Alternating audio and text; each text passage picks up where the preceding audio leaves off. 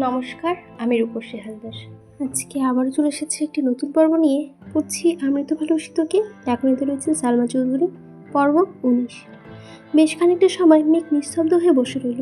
মনের যত কষ্ট, ক্ষোভ, অপ্রাপ্তি ছিল সবই প্রকাশ করলো আপন মনে। ঘণ্টাখানেক বসার পর সোফা থেকে উঠে হাঁটতে শুরু করলো। আশপাশের রেলিং ধরে দাঁড়িয়ে আপন মনে গুনগুন করে গান গাইছে।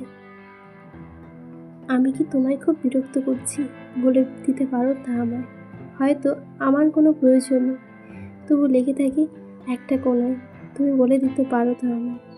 চিঠি লিখবো না এই ঠিকানায়। আমারও তো মন ভাঙে, চোখে জল আসে, আর অভিমান আমারও তো হয়। গানটা আমার খুব ফেভারিট, ভীষণ ভালো লাগে। আমিও এই গানটাই করলাম। তারপরে বলছি, অন্যদিকে আবির এখনও চেয়ারে হেলান দিয়ে বসে আছে। 11টার দিকে মালিয়া খান কল করলেন। আবির কল রিসিভ করে সালাম দিল। মালিয়া খান সালামের উত্তর দিয়ে কিছুটা তপ্ত স্বরে বললেন, তুই কি বাসায় আসবি না? আবির স্বাভাবিক কণ্ঠে বলল, আসবো একটু পর। কেন? রাগান্বিত কণ্ঠে মালিয়া খান বলে উঠলেন, তোরা ভাই বোন মিলে কী শুরু করেছিস? তুই বাইরে থাকিস, তানভীর নির্বাচনের ভেজালে 12টার আগে বাসায় ফিরতে চায় না। এদিকে তোর বোন 1-2 দিন পর পর কী হয়ে যায়, খায় না কিছু। তোরা যদি রাতে নাই খাবি তাহলে বলে রাখতে পারিস না আমরা তোদের জন্য আর রান্না করবো না। আবির হেলান থেকে উঠে মেরুর মতো সোজা করে বলল। মেরুর কণ্ঠে শুধালো, মেঘ খায়নি? মালিয়া খান সহসা উত্তর দিল, না। আবির গম্ভীর কণ্ঠে বলল, তুমি শুয়ে পড়ো, আমি আসছি। আর কিছু না বলেই উঠে পড়লেন।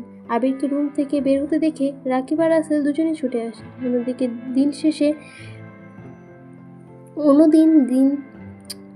অন্যান্য দিন কাজ শেষ করে 10টা থেকে 10:30টার মধ্যে চলে যায় একজন বাড়িতে, কিন্তু আজ আবিরের মুড অফ দেখে তারা কাজ শেষ করেও বসে আছে। আবিরকে কিছু বলার সাহস পাচ্ছিল না।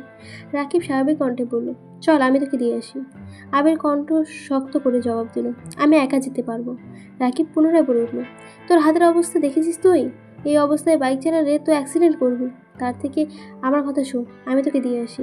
আবির শক্ত দৃষ্টিতে তাকালো রাকিবের দিকে, তাতে দাঁত চেপে ঘোষণা দিল, বললাম তো আমি পারবো। রাসেল ঠান্ডা কণ্ঠে বলে উঠল, এই বৃষ্টিতে বাইক নিয়ে যেতে পারবি না। আবির আর কিছু বলল না, বড় বড় পা ফেলে অফিস থেকে বের হয়ে গেল। টানা 2 ঘন্টার ওপরে ভারী বর্ষণ হচ্ছে, যার ফলে ঢাকার রাস্তাঘাটে পানি জমে একাকার অবস্থা। মাথায় হেলমেট পর্যন্ত নেই, চোখ মিলে দেখার অবস্থা নেই, তবুও বাইক থামছে না 1 সেকেন্ডের জন্য। বৃষ্টির পানি এতটাই ঠান্ডা, মনে হচ্ছে ফ্রিজ থেকে বের করে ফ্রিজের পানি ঢালছে কেউ। আপাদমস্তক ভিজিয়ে বাড়িতে ঢুকলো আবির।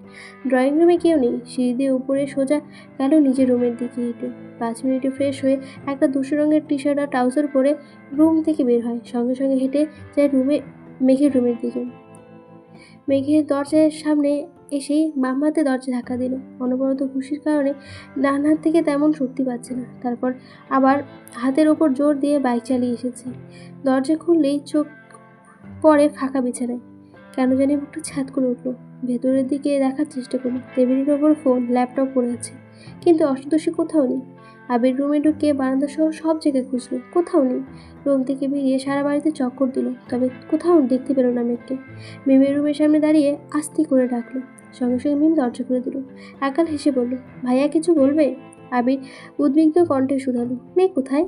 মিম স্বাভাবিক স্বরেই উত্তর দিল, আপু তো রুমেই। সেই যে খাবে না বলে রুমে চলে গেল, আর তো বেরই হয়নি। আবিরের চোখে মুখে চিন্তার ছাপ পড়ল। গম্ভীর কণ্ঠে শুধালো, ঠিক আছে। আবির আবারও মেঘের রুমে গেল। সব জায়গায় পুনরায় দেখলো, কোথাও নেই। মাথা গরম হয়ে যাচ্ছে আবিরের। চোখ মুখে উদ্বেগের মাত্রা বাড়ছে। রুম থেকে বের হয়ে নিজের রুমের দিকে যাচ্ছে। ফোন রেখে এসেছে নিজের রুমে। হঠাৎ চোখে পড়ে সিঁড়ির দিকে। মনের অজান্তেই মনে হলো, ও ছাদে যায়নি তো? কোনো কিছু না ভেবেই ছুটে যায় ছাদের দিকে। ছাদের দরজায় বাতাসে একবার খুলছে, একবার বন্ধ হচ্ছে। আবির দরজার ধাক্কা দিয়ে ঘাড় ডানে বামে ঘুরিয়ে ছাদ দেখার চেষ্টা করছে। ভারী বর্ষণের ফলে ছাদেও পানি জমে আছে অনেকটা। পাইপ দিয়ে গিয়েও যেন কুড়োতে পারছে না। সাথে বৃষ্টির ছিটে ফোঁটা পড়ছে আবিরের শরীরে, কোথাও কাউকে চোখে পড়ছে না। আবিরের বৃষ্টির মধ্যে পা বাড়লো ছাদে। কিছুক্ষণ পর বিদ্যুৎ চমকাচ্ছে। আবির ছাদে চারপাশটা দেখছে ঘুরে ফিরে। হঠাৎ বিদ্যুৎ চমকাতেই আবিরের চোখের দৃষ্টিতে পড়ে রেলিং ঘেঁষে ছাদের ফ্লোরে পড়ে আছে অষ্টদশী। ছাদের সাইড দিয়ে যাওয়া পাইপের ওপর পড়ে আছে মাথা। শরীরের বাকি অংশ ছাদের ফ্লোরে জমা পানির মধ্যে পড়ে আছে। আবির আকস্মাত চিৎকার দিয়ে উঠল, মেঘ! এক মুহূর্তে দৌড়ে গেল মেঘের কাছে। অজ্ঞান হয়ে পড়ে আছে আবিরের প্রণয়নী। আবিরের হাত কাঁপছে, তবুও ঝাপটে ধরল মেঘের পিঠ বরাবর। সহসা অষ্টাদশীর ঘাট থেকে মাথা পর্যন্ত আঁকড়ে ধরল নিজের প্রশস্ত বুকে। মেঘের শরীর বরফের ন্যায় শীতল হয়ে আছে, শুধু মাথাটা একটু একটু গরম। আবিরের কয়েকবার ব্যাকুল স্বরে ডাকল মেঘকে, কিন্তু মেঘ নিস্তেজ হয়ে পড়ে আছে। মেঘের এই অবস্থা দেখে আবিরের সমগ্র পৃথিবী করছে। বৃষ্টির পানি বরাবর মানুষের উপকারে আসে। সাধারণত বৃষ্টিতে ভিজলে কেউ বেহুশ হয় না, তবে যদি সেই মানুষটা অতিরিক্ত চিন্তা বা মানসিক চাপে থাকে, তবে শরীরে তাপমাত্রা কমে একটা সময় অজ্ঞান হয়ে যেতে পারে। মেঘের ক্ষেত্রে ঠিক এই ঘটনাটাই ঘটেছে। এক আকাশ পরিমাণ জমেছিল তার মনে প্রতিফলন ঘটল এইভাবেই। আবির সহসা দুই হাতে করে তুলে নিল মেঘকে। সিঁড়ি দিয়ে হাঁটতে ছাড়ছে ঠিক, কিন্তু তার অষ্টাদশীর মলিন মুখের পানে আবিরের চোখ বেয়ে দুই ফোঁটা অশ্রু গড়িয়ে পড়ল। অষ্টাদশীর কালে দুজনের শরীর বেয়ে অঝরে পানি পড়ছে। দীর্ঘ পা ফেলে করিডোর দিয়ে হেঁটে মেঘের রুমে ঢুকলো। ফ্লোরে বিছানায় সাথে হেলান দিয়ে মেঘকে বসিয়ে দিল। টাওয়াল এনে হাত, মুখ আর শরীরটা কিছুটা মুছে দিল। সঙ্গে সঙ্গে রুম থেকে বের হয়ে নিচের রুমে গেল। বাইকের চাবি আর হেলমেট ছুটে গেল নিচে। হালিমা খানের দরজার সামনে ভেজে শরীর নিয়ে দাঁড়িয়ে আছে। দুইবার ডাকার পর হালিমা খান খুললেন দরজাটা। আবিরকে জলসিক্ত শরীরে দেখে চিন্তিত স্বরে শুধালেন, ভিজছিস কেন? আবির তপ্ত স্বরে বলল, মামুনি, তুমি একটু মেঘের রুমে যাও, ওর অবস্থা ভালো না। আপাতত বাড়ির মানুষকে দেখো না, আমি ডাক্তার নিয়ে আসছি। একদমে কথাগুলো বললো আবির। হালিমা খান আতকে উঠে বললেন, কি হয়েছে? আবির চলে যেতে যেতে দ্বিতীয়বার ঘাড় ঘুরিয়ে বলল, আর হ্যাঁ, ওর শরীরটা একটু ধুয়ে দিও। আবির ছুটল দরজার দিকে। হালিমা খান দ্রুত পায়ে সিঁড়ি দিয়ে উঠতে ব্যস্ত হলেন। চোখে তার পানি টলমল করছে। একমাত্র মেয়ে বলে কথা। মেয়ের মুখ গোমরা থাকলে যেখানে চিন্তিত হয়ে পড়ে হালিমা খান, সেখানে মেয়ের অসুস্থ মানে হালিমা খানের মাথায় আকাশ ভেঙে পড়েছে। 20 মিনিটের মধ্যে আবির ডাক্তার নিয়ে চলে এসেছে। ডাক্তারকে রেইনকোট দিয়েছে ঠিকই, কিন্তু আবিরের সর্বাঙ্গ ভেজা। মেঘের রুমের সামনে দাঁড়িয়ে গলা খাঁকড়ি দিল আবির। নরম স্বরে বলল, আসবো? হালিমা খান কাঁদো কাঁদো স্বরে বলল, আয়। আবির ঢুকলো। আবিরের পেছনে ডাক্তারও মেঘের রুমে ঢুকলো।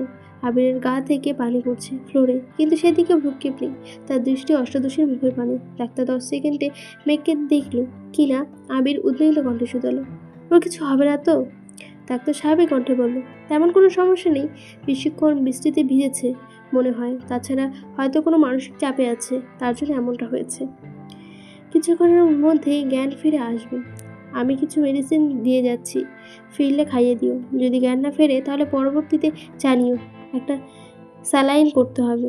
জ্ঞান ফিরলেও কিছুক্ষণ একটা রেস্ট রাখবা, কোনো প্রকার মানসিক চাপ যেন না হয় ওকে। ডাক্তার প্রেসক্রিপশন লিখে আবির হাতে দিল। আবির ওষুধগুলোর নাম পড়ে টেবিলের উপর প্রেসক্রিপশন রেখে ডাক্তারকে নিয়ে বেরিয়ে গেল। ভিজে শরীরে পুনরায় বাইকে নিয়ে ডাক্তারকে বাড়িতে পৌঁছে দিয়ে আসলো। ওষুধগুলো কিনে আনলো। নিজের রুমে গিয়ে 1 মিনিটের ড্রেস উল্টে পাল্টে শুকনো কাপড় পরে মেঘের রুমে আসলো।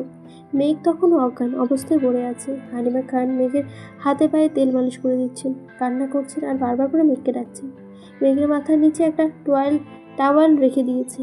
আবির ওষুধগুলো টেবিলের উপর রেখে মেঘের ওয়ার্ড্রোবের একটা ড্রয়ার খুললো। সেখানে ওটাতে জামা কাপড়, দ্বিতীয়টাতে ড্রয়ার খুলে চোখে পড়লো ইলেকট্রিক জিনিসপত্র। সেখান থেকে হেয়ার ড্রয়ার বের করে নিল আবির। মেঘের কাছে দাঁড়িয়ে হালিমা খানকে বললেন, মামুনি, তুমি ওকে একটু ধরে বসো। আবির নিজেই হেয়ার ড্রয়ার ঘুরিয়ে ঘুরিয়ে চুল শুকাচ্ছে মেঘের। কোমর ছড়ানো চুলগুলো ভাগ ভাগ করে শুকাতে কিছুটা সময় লাগলো। পুনরায় মেঘকে শুয়ে হাতে পায়ে তেল মালিশ করতে লাগলো দুজনে। হালিমা খান আবিরকে শীতল কণ্ঠে বলল, বাবা, তুই একটু বস, আমি তোর চাচুকে বলে আসি। মাঝরাতে ঘুম ভাঙলে তো উনি আবার চিন্তা করবেন। আবির গম্ভীর কণ্ঠে বলল, মেঘের অবস্থার কথা বলো না, শুধু শুধু চিন্তা করবে, শরীর খারাপ হবে। হালিমা খান ঠিক আছে বলে চলে গেল। হালিমা খান রুম থেকে বেরিয়ে যেতে আবির মেঘের সন্নিকটে বসলো। মেঘের বাম হাত আবিরের বুকের সাথে মিশিয়ে ওষ্ঠ এগিয়ে নিল মেঘের কানের কাছে। গুনগুন করে বলল, मैसी तेरा रहूँगा, तुझसे है वादा ये मेरा, तू मांग ले मुस्कुरा के, मेरा प्यार हक है तेरा। এরপর অষ্টদশীর কপালে আলতোভাবে একটা চুমু দিয়ে বিছানা থেকে উঠে পড়ল। চেয়ার টেনে বসলো বিছানার পাশে। তারপর হাতে হাত দিয়ে মালিশ করতে লাগলো মেঘের হাতে। কিছুক্ষণ পরে হালিমা খান ফিরে আসলেন। হালিমা খান মেঘের ডান হাতের দুপাশে মালিশ করে দিচ্ছেন আর একটু পরপর মেঘকে ডাকছেন। বেশ কিছুক্ষণ পর মেঘের জ্ঞান ফিরেছে। সঙ্গে সঙ্গে আবির মেঘের হাত ছেড়ে দিয়েছে। হালিমা খান কান্না করতে করতে মেঘকে ডাকছে, মেঘ, এই মেঘ, কি হয়েছে তোর? মেঘ কয়েকবার পিট করে চাইলো মায়ের দিকে, বুঝে উঠতে পারছে না তার সঙ্গে এতক্ষণ কি ঘটেছে। মায়ের প্রশ্ন উত্তর দেওয়ার কোনো শক্তি নেই তার। চোখ ঘুরিয়ে নিজের অস্তিত্ব বোঝার চেষ্টা করছে। নিজের রুমটা পরখ করতে লাগলো মেঘ। হঠাৎ দৃষ্টি পড়ে বাম পাশের চেয়ারে বসে থাকা আবির ভাইয়ের দিকে। মায়া ভরা দৃষ্টিতে তাকিয়ে আছে মেঘের পানে। মেঘও কয়েক মুহূর্ত তাকিয়ে রইল আবিরের ভাইয়ের দিকে। মনে পড়তে লাগলো সন্ধ্যার পর থেকে ঘটে যাওয়া ঘটনাগুলো। তৎক্ষণাৎ দৃষ্টি সরিয়ে আবির ভাইয়ের দিক থেকে রইল। পুনরায় চোখ বন্ধ করে ফেললো মেঘ। হালিমা খান মেঘের কপালে হাত রেখে আঁতকে উঠলেন। সঙ্গে সঙ্গে একবার গলাতেও হাত রাখলেন। সহসা বলে উঠল, মেঘের তো জ্বর উঠতেছে। আবির গম্ভীর কণ্ঠে বলল, তুমি ওকে উঠাও, আমি খাবার নিয়ে আসি। ওষুধ খাইয়ে দিলে যদি একটু কমে। হালিমা খান চিন্তিত কণ্ঠে বললেন, তানভীর কোথায় আছে? আবির শক্ত কণ্ঠে জবাব দিল, ওকে জানিয়েছি, আসতেছে। মেঘ নিস্তেজে অবস্থায় শুয়ে আছে। চোখ খুলে আবির ভাইয়াকে দেখার শক্তিটুকু পাচ্ছে না সে। কথা তো বলা বহু দূর। আবির নিচে গিয়ে একটা প্লেটে অল্প ভাত আর একটু তরকারি নিয়ে আসলো। হালিমা খান মেঘকে কোনো রকমে উঠিয়ে খাটের সাথে হেলান দিয়ে বসিয়ে আছে, নিজে ধরে রেখেছেন। আবির ভাত মাখিয়ে মুখের সামনে ধরে ছোট্ট করে বলল, হা কর। পুরুষালী কণ্ঠে কিছুটা কেঁপে ওঠে মেঘ। তৎক্ষণাৎ ছোট করে হা করল। আবির ভাই অষ্টাদশীকে নিজের হাতে খাইয়ে দিচ্ছে, কিন্তু অষ্টাদশীর মনের ভিতরে আনন্দ নেই, কোনো উত্তেজনা নেই। যে আবির ভাই তার মনের ভেতরে সারাক্ষণ এক্কা দোক্কা খেলতে থাকে, সেই আবির ভাইকে চোখে মেরে দেখার সাধ্য হচ্ছে না তার। কয়েক রকম ভাত কোনো রকমে গিলল। পরের বার গিলতে গেলে আস্তে করে বাম ডানে মাথা ঘোরালো। আবিরও বুঝতে পেরেছে মেঘের অভিব্যক্তি। জোর করে আর খাওয়ালো না। হাত ধুয়ে নিজের হাতে মেঘের মুখ মুছে দিল। তারপর ওষুধ খাইয়ে একেবার মেঘের কপালে হাত রাখলো। জ্বরের মাত্রা বাড়ছে। আবির শীতল কণ্ঠে বলল, মামুনি, তুমি থাকো ওর কাছে, কোনো সমস্যা হলে আমায় ডেকো, আমি সজাগ আছি। আবির প্লেটে হাত দিয়ে চুপচাপ দাঁড়িয়ে আছে রুম থেকে। আবির প্লেটে হাত দিয়ে চুপচাপ বেরিয়ে গেল রুম থেকে। 10 থেকে 15 মিনিট পর তানভীর দৌড়ে বাড়িতে ঢোকে। এমবির বাড়িতে গাড়ি করে ড্রাইভার এসে ছেড়ে দিয়ে গেছে তানভীরকে। মেঘের রুমে গিয়ে কোমল কণ্ঠে মাকে শুধালো, কী হচ্ছে মেঘের? মেঘের পাশে বসে কপালে হাত রাখলো। থার্মোমিটার এনে জ্বর মাপলো। 100 ফারেনহাইট তাপমাত্রা। মেঘ জ্বরে কাঁপছে। তানভীর ছুটে গিয়ে নিজের রুমের ক্যাবিনেট থেকে আরেকটা কম্বল এনে বোনের গায়ে জড়িয়ে দিল। তারপরে একটা ছোট রুমাল ভিজিয়ে কিছুক্ষণ জলপট্টি দিল। হালিমা খান এখনো ফুপিয়ে ফুপিয়ে কাঁদছেন।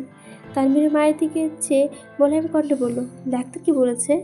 হালিমা খান কান্নারত কণ্ঠে বলল, বলেছেন সিরিয়াস কোনো সমস্যা নেই, রেস্ট নিলে আর চিন্তা কম করলে ঠিক হয়ে যাবে। ওষুধ দিয়ে গেছে। ওষুধ খাওয়ানো হয়েছে? হালিমা খান মুখ কোমল কণ্ঠে বলল, হ্যাঁ, আবির খাইয়ে দিয়ে গেছে। তানভীর নমনীয় কণ্ঠে প্রশ্ন করল, ভাইয়া কোথায়? কিছুক্ষণ হলো গেল এখান থেকে।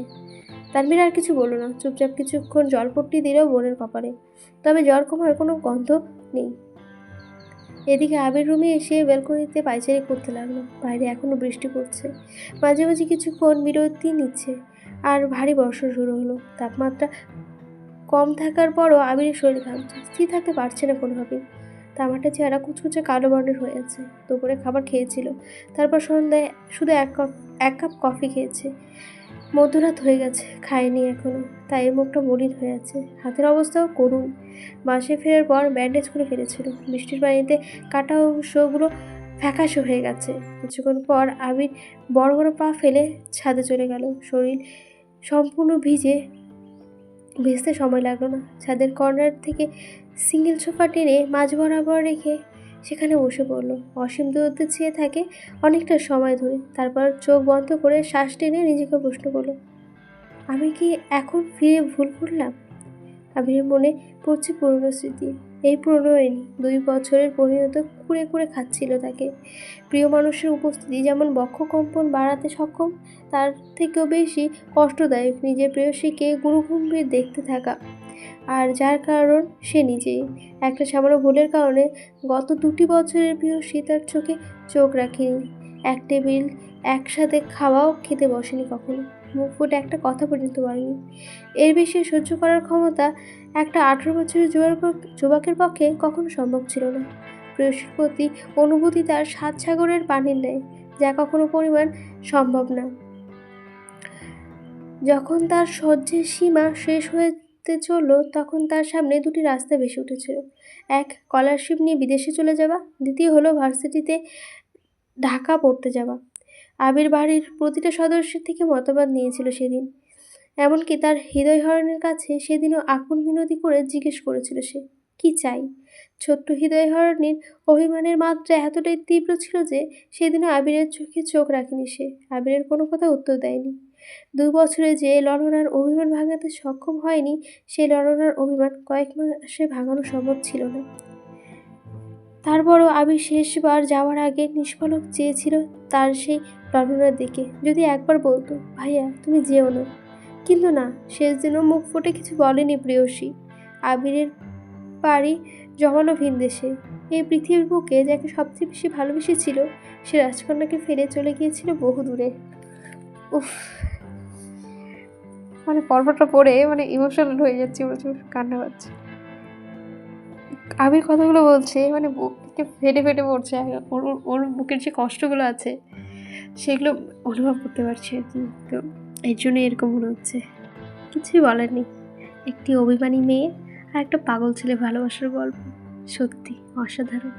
আপনাদের কেমন লাগলো অবশ্যই জানাবেন। ভালো লাগলে অবশ্যই লাইক কমেন্ট এবং সাবস্ক্রাইব করে দেবেন। আজকে ধন্যবাদ।